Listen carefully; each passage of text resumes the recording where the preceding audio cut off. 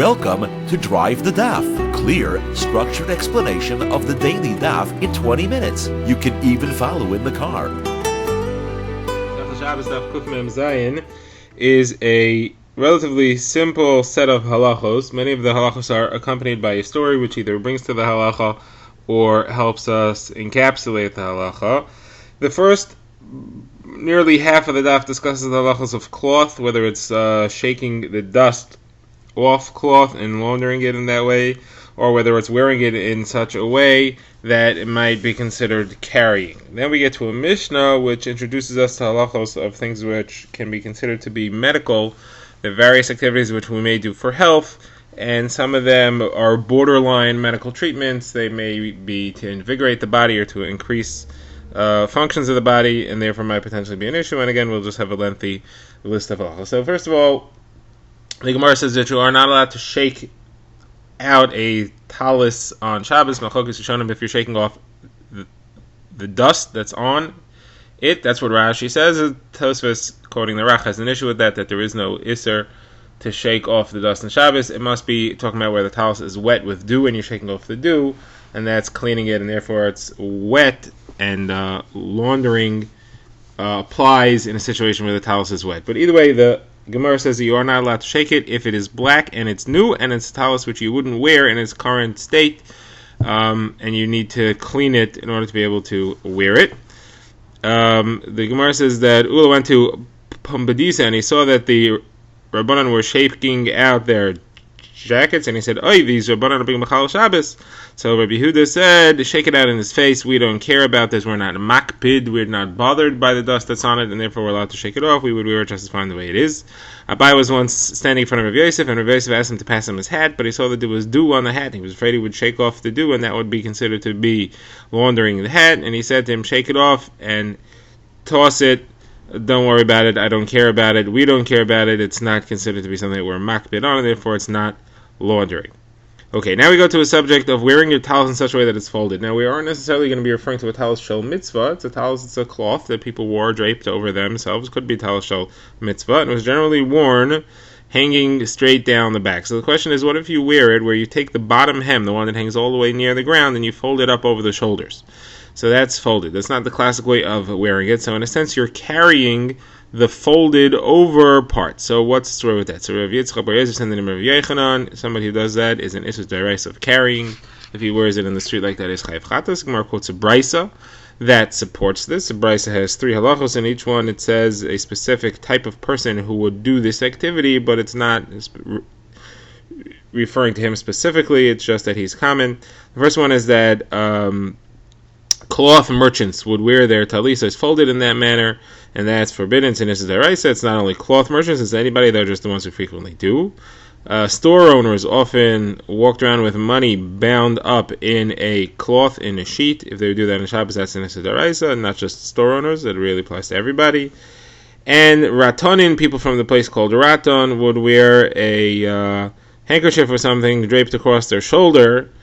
So that's not only them that's us, it really applies to everybody, but they're the ones who frequently do it that way. Okay, further, says Rabbi Yehuda's incident that happened with Horkanus, who was the son of Rabbi Elazar ben Horkanus, who went out in the street on Shabbos with a handkerchief on his shoulder in that manner that the Ratanin do, and he had a thread that was coming out of the handkerchief wrapped around his finger in order to prevent the handkerchief from falling to the ground, that he might come to carry it.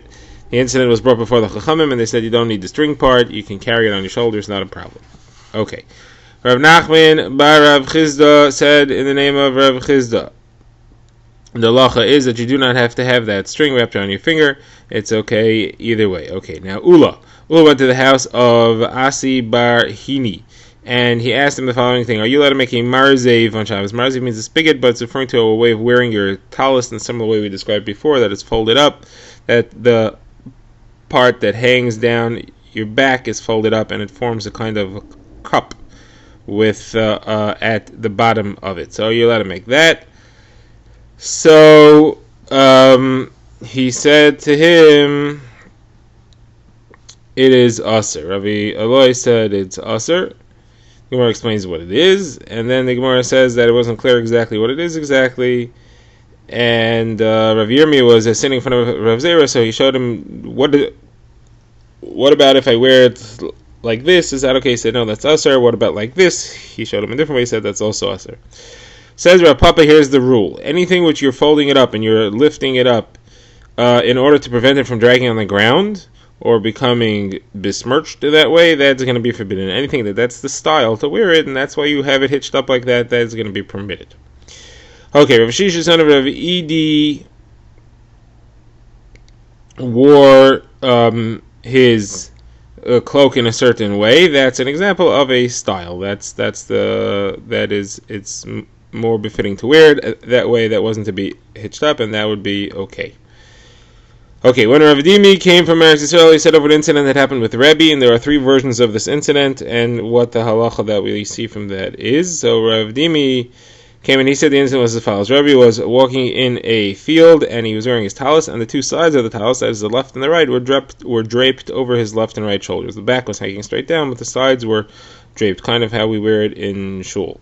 And Rabbi Yeshua ben Eziruz, who was the brother-in-law of Rabbi Meir, came to him and he said, didn't Rabbi Meir say that if you wear it that way, it's a Isser Deraisa, you have to bring a Karban Chatos?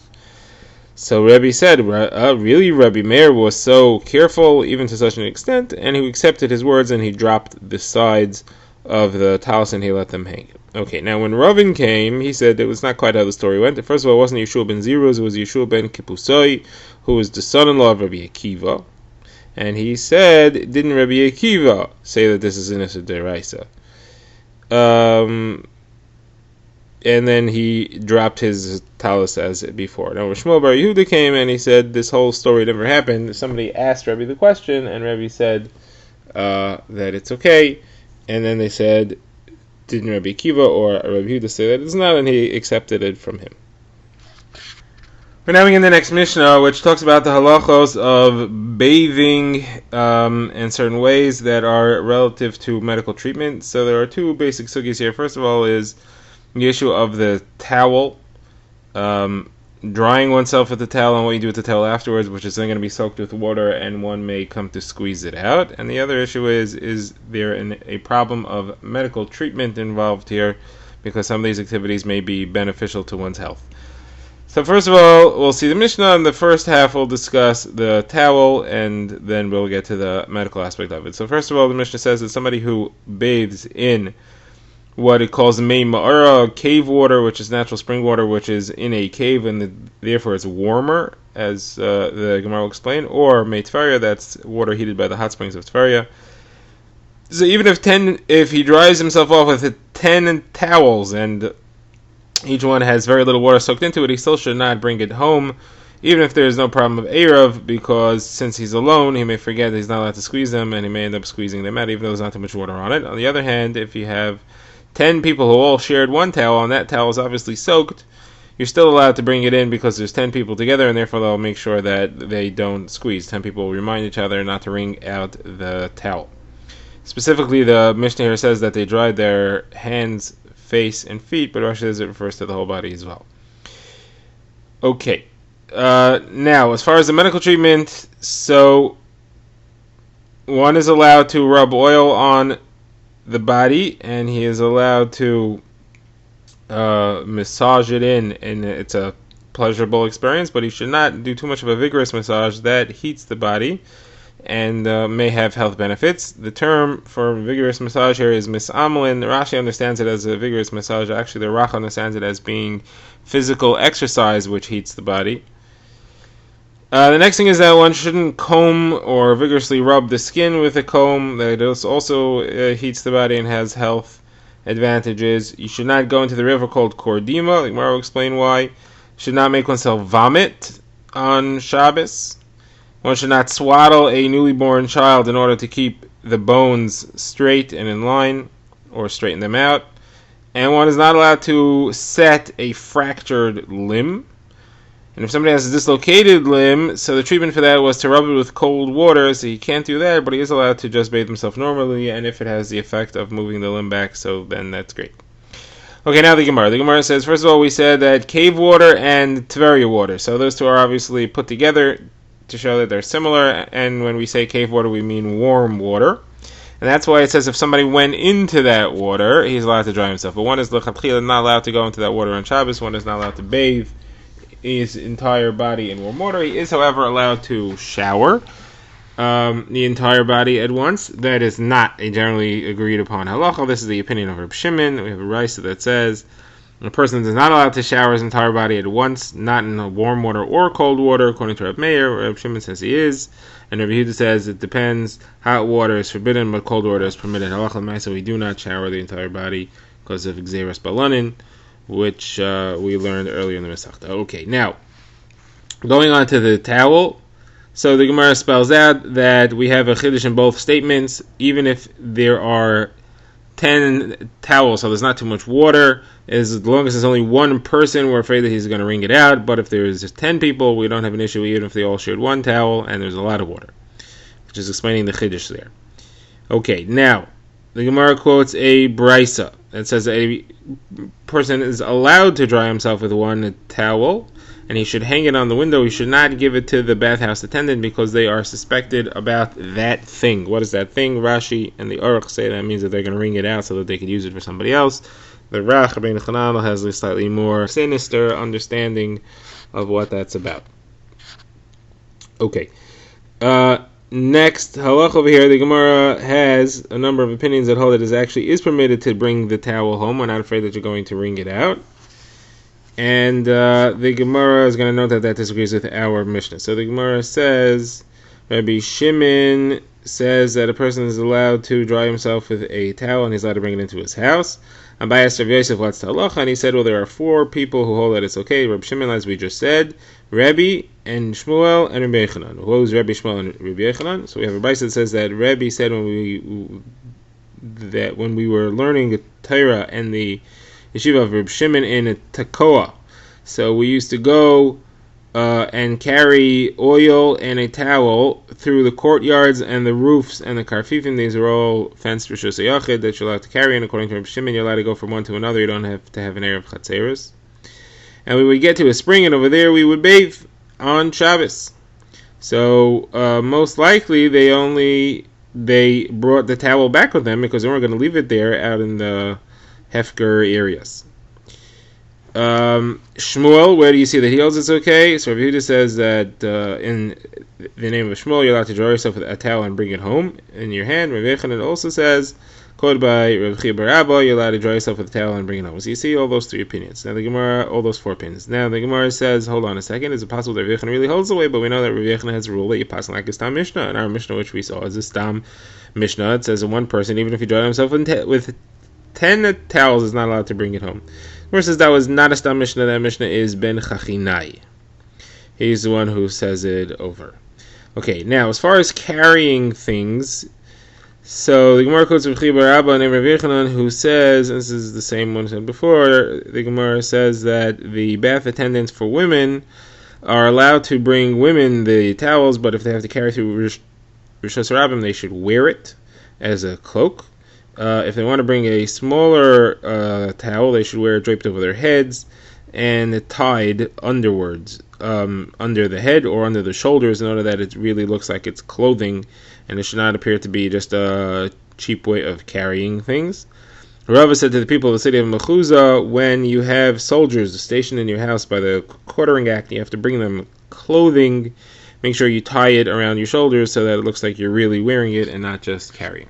Okay, we now move on to the medical half of the Mishnah. The Gemara is going to discuss it. The Gemara begins by quoting a brisa, which says that one is allowed to rub oil on the body and do massage, but one should not do it in the way that is done during the week, that is over the duchol. He should do it differently. How should he do it differently? The Gemara offers 2 options. Rav Chaim bar Chanina says, first put on the oil, then afterwards do the massage. It's not usually how it's done. Rav Yechanan says, put the oil and massage at once and rub them in. Okay, the Mishnah had said you should not do misamlin, which we saw as either vigorous massage or exercise, which heats the body. Of Chi Rav says in Rav Yechanan, you should not stand in the riverbed of the Diumsis River, because since it's very salty, it heats the body and has medical treatment, and that is something that a healthy person wouldn't do, and therefore it's medical. You shouldn't do it on Shabbos. Rav Yehuda says that medical treatment of the Diumsis works as follows. You should go into it every day for 21 days, and one of the days is Shavuos, meaning it only works a certain season. The Gemara says Shavuos is the first day of the last day. So the Gemara tries to bring a proof from Brisa, from a statement of Shmuel.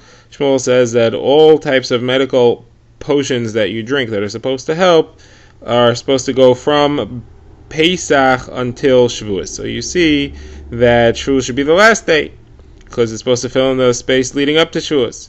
The Gemara says maybe not, maybe that's not a proof. There you're trying to have a chilling effect and you want it to be in the cooler part of the year, which is before Shavuos, but here you want to have a warming effect, you want to be in the later part of the year, so maybe Shavuos should be the first day.